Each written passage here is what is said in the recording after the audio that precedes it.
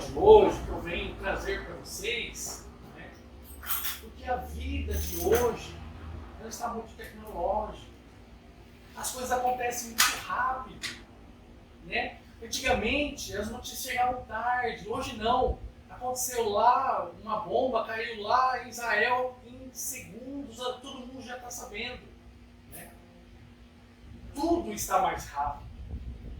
E na vida nossa, a mesma coisa. A cada ano que vai passando, vocês vão observar que nós estamos ficando sem tempo. Quase não temos tempo, nem para nós mesmos. E no mundo repleto de distrações, né, é fácil a gente perder, né, o que realmente importa, né, são as nossas conexões com a conexão espiritual e a prática da caridade, né, que muitas vezes a gente acaba negligenciando por causa de tão atarefados que a gente é absorvidos pela vida, pelo mundo, pelas coisas mundanas, né? E a gente acaba se esquecendo que somos espíritos imortais, que a nossa essência é espiritual, a nossa casa é do outro lado e não aqui. Apesar de a gente imaginar que aqui é como se fosse uma piscina, né? Onde a gente entra na piscina e ali a gente está imerso. E aí a água que está sobre nós, né? A gente imagina, nós estamos na água, então vamos brincar, né? E acaba esquecendo que o nosso mundo é lá fora da água, né? E vamos lá. Eu acredito que muitos conheçam essa casa aqui. Aqui chama-se Casa do Caminho. Alguém conhece esse lar, esse albergue? Pois bem, esta casa é um lar filantrópico, né? Iniciou os seus trabalhos em 1989. Era um grupo espírita que estava indo na favela, exatamente na favela Maria Luzia, que é ali perto, onde é ali perto onde é o terminal dos ônibus, onde os ônibus estacionam, perto da Avenida Brasília, perto do Bom Samaritano, né? Então, era um grupo espírita que estava ali atuando e via-se muitas crianças, muitas. E eles começaram um trabalho com sopa, ali, naquele local. E esse trabalho foi crescendo, as crianças e as famílias iam vindo, né? E eles observaram que precisavam dar um rumo para aquele lugar, porque as crianças estavam muito expostas, né? Porque aquela região era uma região muito perigosa, existiam muitas drogas, né? Era um ponto de drogas, né? E devido a isso eles começaram um trabalho onde coletavam as crianças e faziam atividades assim para essas crianças, né? Deixando elas assim, digamos assim, um período onde elas pudessem brincar, ser crianças, né? E a gente não pode, né, falar da Casa do Caminho sem falar do Júpiter, que é esse senhor que às vezes alguém já deve ter visto, né, o Júpiter Viló Silveira, é um médico que deu vida à Casa do Caminho, né, esse lar, né? E o lugar onde começou foi uma chácara. Mas depois, o Wilson Moreira, no início da década de 90, o Wilson Moreira cedeu esse espaço. E esse espaço antigamente era um hospital, mas era um espaço muito grande. E ali foram acolhendo todas as crianças de rua na década de 90. Todas as crianças de rua eram colocadas nesse local. Era um trabalho magnífico. Então, existia uma equipe que saía colhendo as crianças que estavam em situação de rua. E nessa casa, como vocês observam, era um lugar muito amplo, né? E nesta casa passaram-se mais de 6.000 crianças. Todas elas com famílias destruídas, desestruturadas. Muitas delas nem pai e mãe às vezes tinham. Meninos de rua, largados, né? E isso aqui, ó, é uma comemoração onde todas as crianças, hoje adultas, eles se encontram. E no ano passado foi o 36º ano do encontro de todas essas crianças, onde eles se reúnem, hoje adultos. E é claro, devo informar que muitos se perderam no caminho. Mas mais da metade dessas crianças que passaram por lá, nessa casa espírita, foram iniciados com o Evangelho no lar, foram iniciados com conteúdos que a gente observa nas casas espíritas. E como vocês podem ver, essa foto aqui, por exemplo, é da época, lá na década de 90, onde as crianças, como vocês podem ver, eram muito felizes. Mais felizes do que se estivesse na rua. E a casa, ela sempre foi erguida através dos voluntários. Vocês imaginam? Como é que vocês imaginam que um grupo de trabalhadores espíritas iriam alimentar cerca de 160 crianças?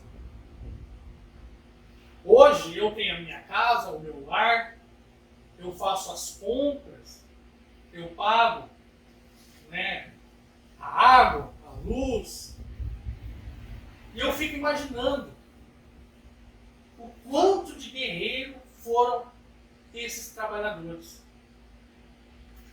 Mas, apesar de estar contando um pouco da história da Casa do Caminho, desse serviço maravilhoso que começou numa sopa, numa favela e que cresceu acolhendo as crianças, devo informar para vocês que não é sobre isso que vamos falar. Tudo começa aqui. Eu vou colocar o laser pointer para mostrar para vocês. Então tá, agora vocês conseguem ver onde eu estiver apontando. Essa criança que está aqui sou eu. E estes são meus irmãos. Frutos desse trabalho maravilhoso. A minha mãe morreu com 29 anos, muito cedo. Eu tenho mais idade do que ela teve, né? A nossa família não tinha condições de nos acolher, de pagar os alimentos. E tudo isso aconteceu, e eu acredito que todos vocês devem se lembrar que na década de 90, em 89 precisamente, teve aquela superinflação, afetando muitas famílias se perderam. E a minha família foi uma dessas que foi destruída. E ali, esse nobre jovenzinho aqui, naquela casa eu tive acesso e conheci o Espiritismo. E naquela época também era muito comum, aquele local era um hospital, então a gente as crianças viam espíritos. Era muito comum. Eu, inclusive, comecei a acreditar no espiritismo porque eu via, enxergava. Teve uma vez, por exemplo, que eu estava saindo assim na porta do carro do caminho e vi uma moça em cima do telhado. Aí eu apontei assim: ô David, você está vendo aquela moça de branco olhando para nós? Aí ele olhou: não estou vendo. Eu olhava assim e a moça sumia. E era muito comum a aparição de espíritos naquela casa. E assim, eu fui cada vez mais acreditando naquilo que eles estavam passando. Porque eu, quando estava com a minha família, antes de ir para a casa da família, antes de ir para as ruas, eu era evangélico. Eu não acreditava naquelas coisas. Mas eu ouvia, eu via. E uma das coisas que eu ouvia era que, garoto, você vai ser grande. E era isso que eu ouvia quando eu era criança. Eu sempre orei para que meus irmãos sempre estivessem melhor do que eu. E graças a Deus, assim está feito. Mostrando o poder da palavra, quando a gente pensa, quando a gente imagina, quando a gente... E uma vez, para vocês terem uma noção de como a aparição era muito comum lá, e é claro, os palestrantes que iam lá na casa espírita falavam com maior naturalidade: não, são espíritos, e a gente ia absorvendo esses conhecimentos, entendendo como é que funciona a vida, né? Nós estávamos lá, aí passamos pelo plano reencarnatório, que a gente vem para cá para aprender, para evoluir, para crescer, para brilhar, para ter mais luz. E assim a vida foi passando, as crianças foram crescendo, e lá na Casa do Caminho, as pessoas ficavam até a maioridade, até os 18 anos. Após isso, as crianças têm que sair da Casa do Caminho. E isso aconteceu comigo e com todos os filhos da Casa do Caminho. Só que quando eu saí de lá, eu já tinha conhecimento, pouco, mas tinha. E aí eu fui adentrando as casas espíritas, trabalhando, porque lá na Casa do Caminho a gente aprendia o amor e a caridade. E aí eu, como vocês podem ver, continuei trabalhando, trabalhava na sopa, trabalhava na evangelização, tinha aqueles eventos com mel, etc. e tal, e lá estava eu atuando junto com equipes maravilhosas, pessoas, né, na seara do bem. E a minha vida foi sempre repleta de muito trabalho, porque assim me foi passado, porque assim me foi ensinado. E muitos anos foram se passando, né? E aí, quando a gente começa a estudar, a fazer faculdade, não que todos tenham conseguido na Casa do Caminho, mas eu consegui, muitos poucos conseguiram.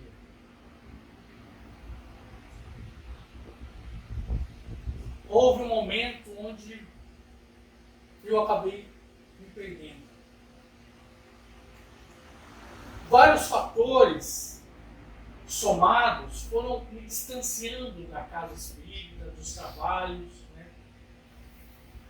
Então, naquela época, por exemplo, a casa espírita onde eu estava trabalhando, estava vendo conflitos, e eu questionava assim: nossa, não acredito que não é isso que a gente ensina. E é muito comum mesmo a gente ver casas espíritas, às vezes, né, com conflitos, com coisas estranhas acontecendo que não não são aquilo que a gente aprende no Evangelho. Somado também à faculdade, ao trabalho, porque eu tinha que trabalhar, porque como é que eu ia me sustentar, né? E lidar também com os problemas da família. Então, tudo isso somado fez com que eu fosse pouco a pouco me afastando. E para piorar ainda, a minha namorada na época era católica e ela não gostava de que eu fosse nesses trabalhos, achava coisa do demônio. Eu ignorava e continuava, mas fui acabando ouvindo e cedendo. E o que aconteceu foi o seguinte: fiquei totalmente largado no vazio, somente focado nas coisas mundanas. Então acordava, ia trabalhar, se ia sair com os amigos, como se não existisse. E a coisa foi desandando na vida, a coisa foi piorando. E o mais engraçado é que a gente não nota que está piorando. Não nota que a gente está indo para o fundo do poço. Até que foram passando anos e anos, aproximadamente uns 7 anos, mais ou menos, 8 anos, totalmente largado no mundo. Aconteceu comigo algo que me fez repensar muito, que vocês vão saber. Um dia eu estava saindo da faculdade e aí eu havia estacionado o carro um pouco longe, porque cheguei atrasado, então ficou muito longe. E quando eu estava chegando perto do carro, do nada, como se fosse atrás de uma árvore, surgiram 2 pessoas. Não surgiram 2 pessoas. De repente, o senhor me colocou um revólver na minha cabeça e falou assim: perdeu. Eu olhei e falei assim: não, isso é brincadeira. Como é que isso está acontecendo comigo? Ou seja, a minha vida já estava toda desandada, tudo estava acontecendo. Eu passava diante de um poste, a luz queimava. Gente, eu lembro de tudo isso, as coisas aconteciam, pareciam piada, não é possível. No trabalho pegava fogo, a coisa desandou, né? Inclusive até acabei perdendo a namorada de tantos conflitos. Então, estava no fundo do poço. E aí, então, nesse último ano da faculdade, né, já estava fazendo TCC, então ia poucas vezes na faculdade. Naquele dia, um revólver me chegou. Entra aí. Aí eu não acreditei.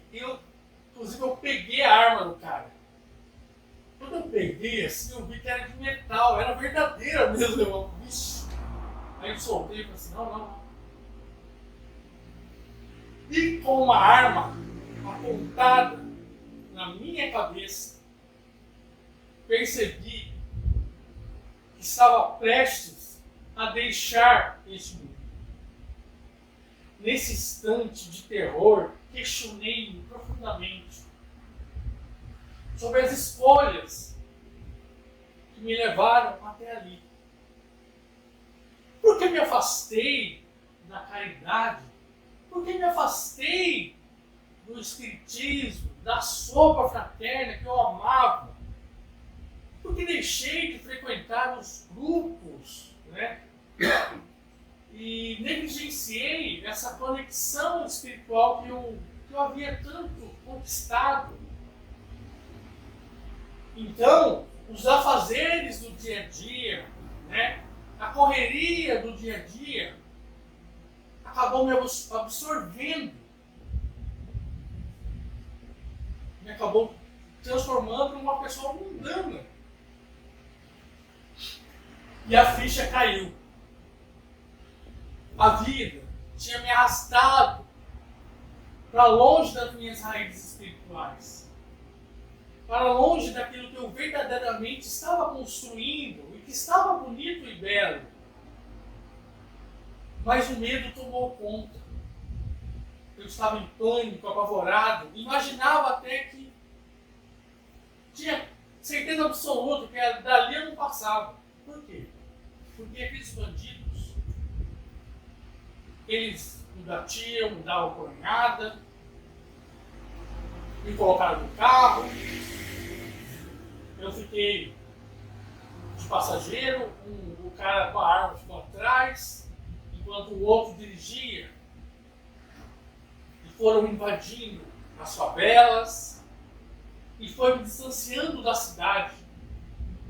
E eles sempre falavam, a cada 5 minutos, é hoje que você morre. Você está morto, meu jovem. Cadê a sua carteira? E naquele dia eu estava sem a carteira. Eles não acreditavam que eu estava sem a carteira. Não é possível. Como é que alguém sai de carro sem a carteira? Ele está escondendo. Ele está escondendo essa carteira. Pô, amigo, facilita, fala onde ele está. Mas não trouxe. Ele batia, tocava, estava coronhado. E eu tinha certeza que dali eu não passava, porque ele estava distanciando da cidade.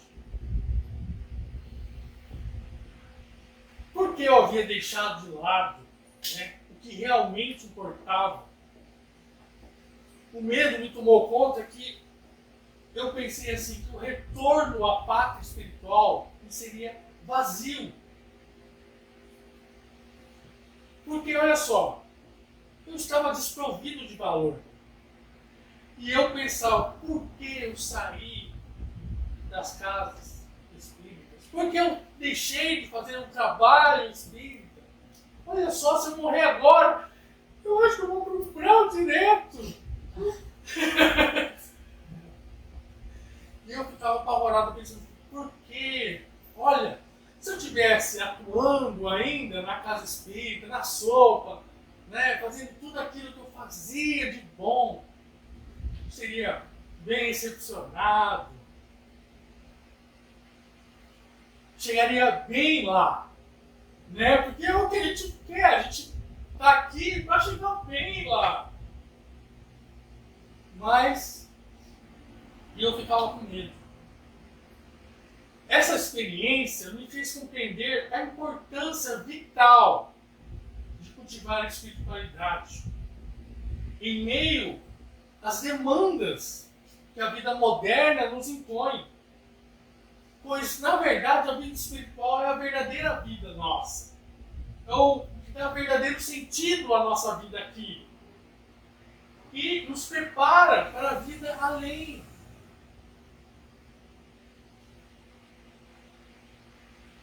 E aí, então, foi que eles me levaram no meio de um terreno. Eu acredito que seja uma fazenda enorme, assim, estava arado a terra. Eles me tiraram do carro, procuraram, né, se tinha os meus documentos, a minha carteira. Eles ficaram procurando, como se, não, eles estavam nos enganando, certeza. E procuraram, não acharam. E então, eles falaram assim, bom garoto, faz o seguinte agora, vai correndo até lá. E eu aproveitei, opa, vou correr, mas eu imaginei que, ixi, agora que eu me tirei, agora que eu vou morrer. E eu fui seguindo, com medo e orando, pensei, meu Deus, eu vou fazer tudo diferente. Ai, Pai amado, me ajuda. Nesses momentos críticos é que a gente repensa mesmo as coisas verdadeiras da vida.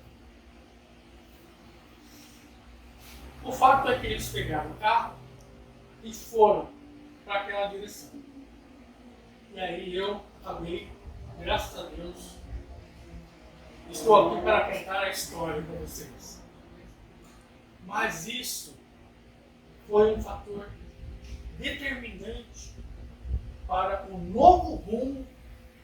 eu segui a minha vida.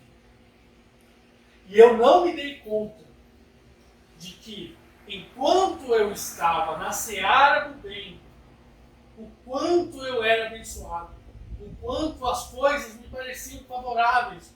Sabe quando a sorte está do seu lado? Pois bem, é exatamente isso que eu quero dizer a vocês.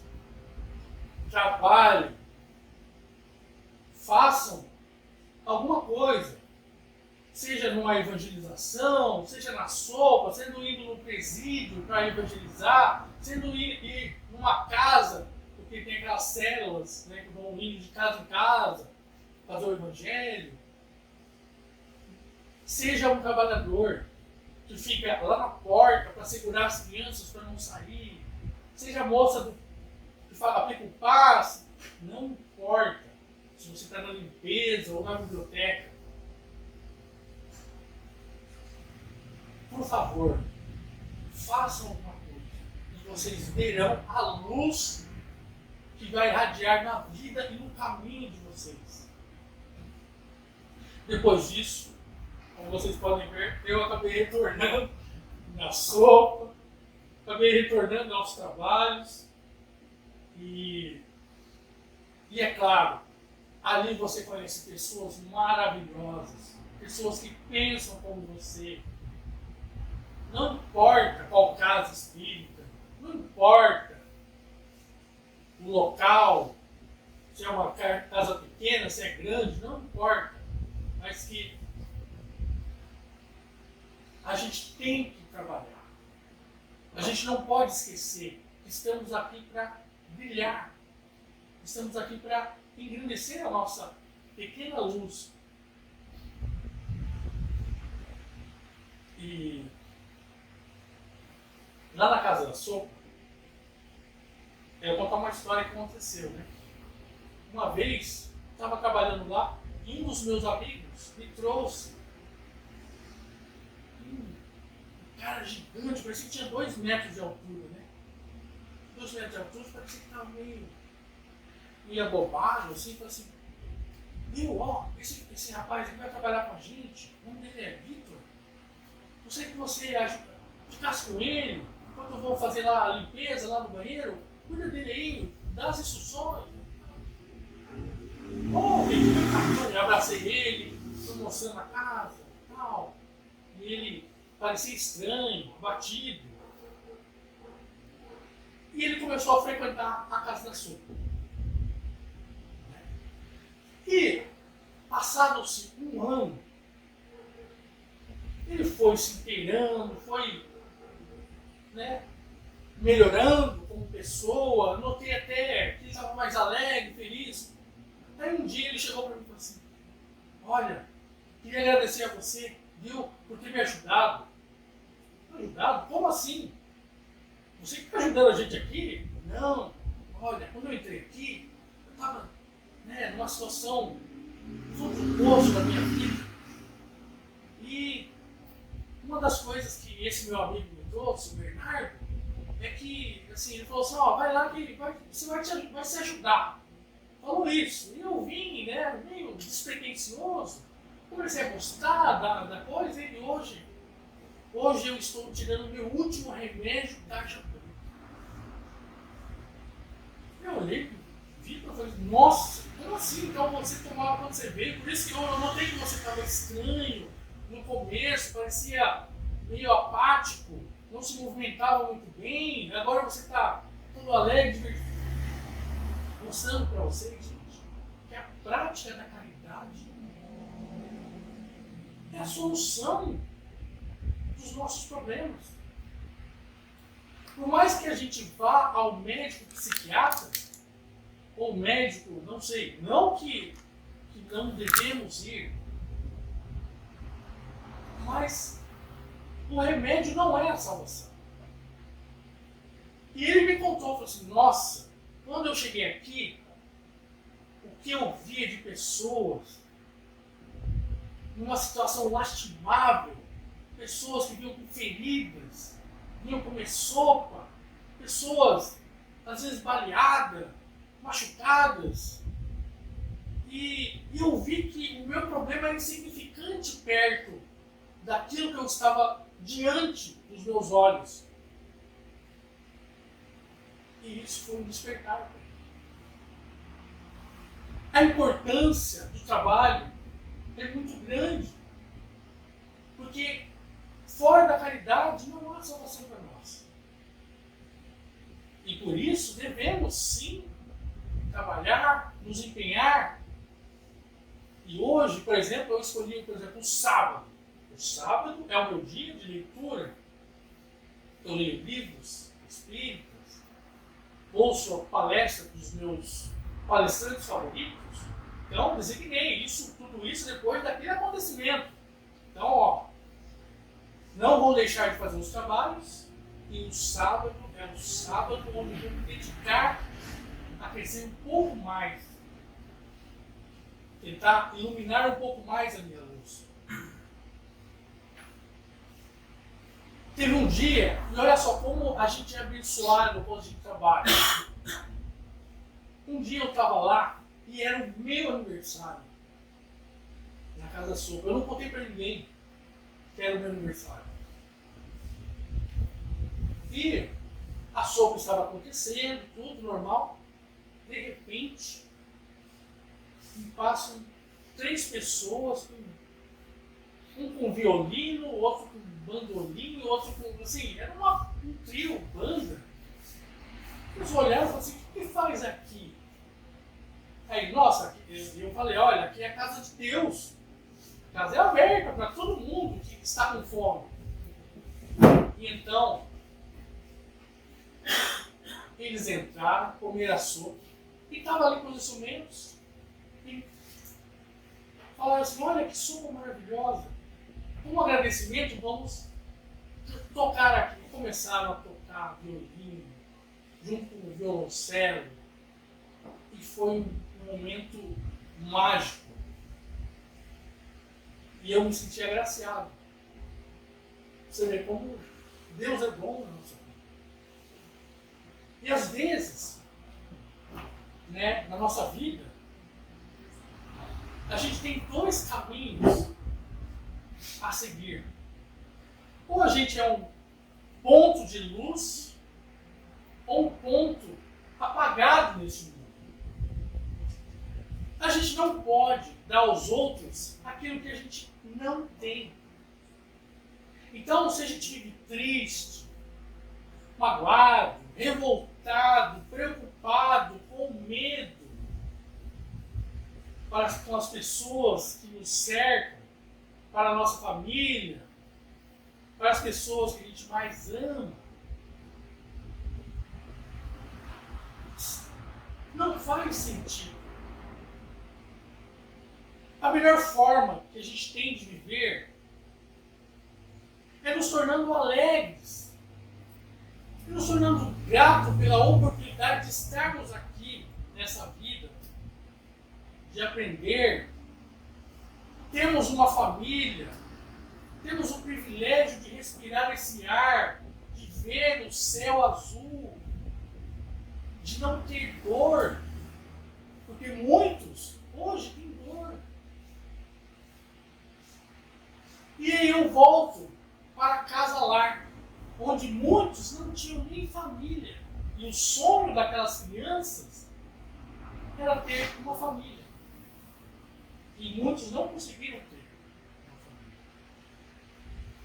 Então, a gente tem que aprender a agradecer a vida, agradecer por a gente ter saúde, por a gente se locomover com facilidade, enquanto tem muitas pessoas que não conseguem andar. Pessoas que às vezes estão lá nos hospitais com câncer, com problemas gravíssimos. E às vezes o nosso problema nem é tão grande assim. E lembrar que Deus, para todos os filhos, Ele deixou vocês todos para brilhar, para dar o melhor de si, de fazer uma luz pequena nesse mundo.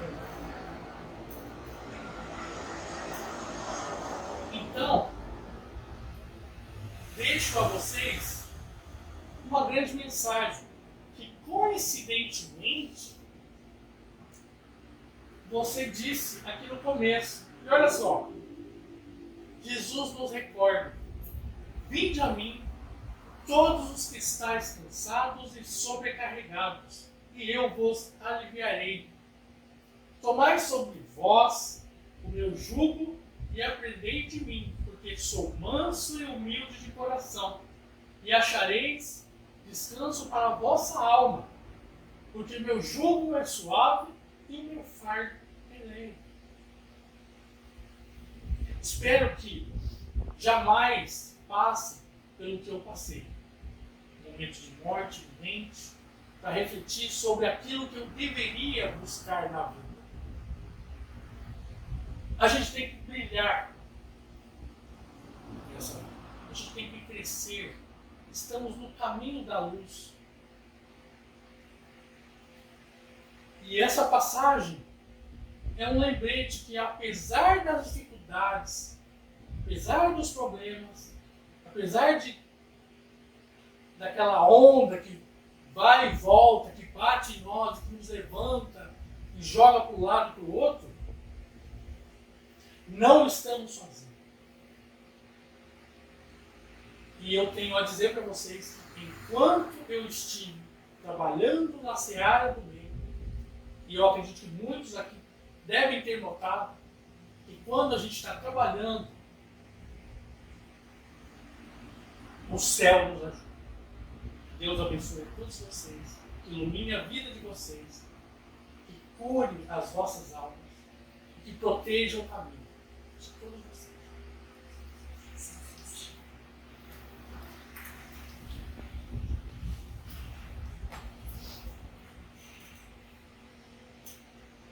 Vamos acalmar os nossos pensamentos e agradecer a Deus, nosso Pai, que é pura bondade, pura luz, puro amor. E a seu Filho Jesus, que está sempre nos carregando do seu colo.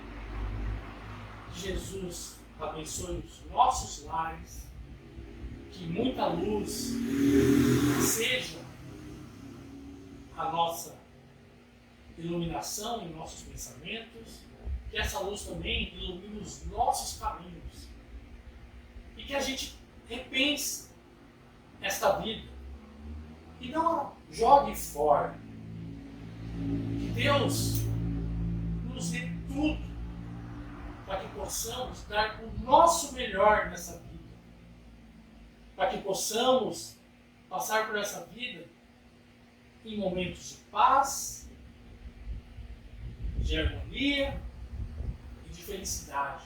Mas, se algo der errado, que Jesus esteja no nosso leme, esteja direcionando o nosso barco, e mesmo que a onda seja gigante, que a gente possa passar por ela com alegria, serenidade e paz. Porque essa vida foi feita para nós brilharmos, para nós crescermos, irradiarmos a nossa luz. E assim estaremos caminhando aos passos da eternidade, sempre para frente, sempre adiante. Que assim seja.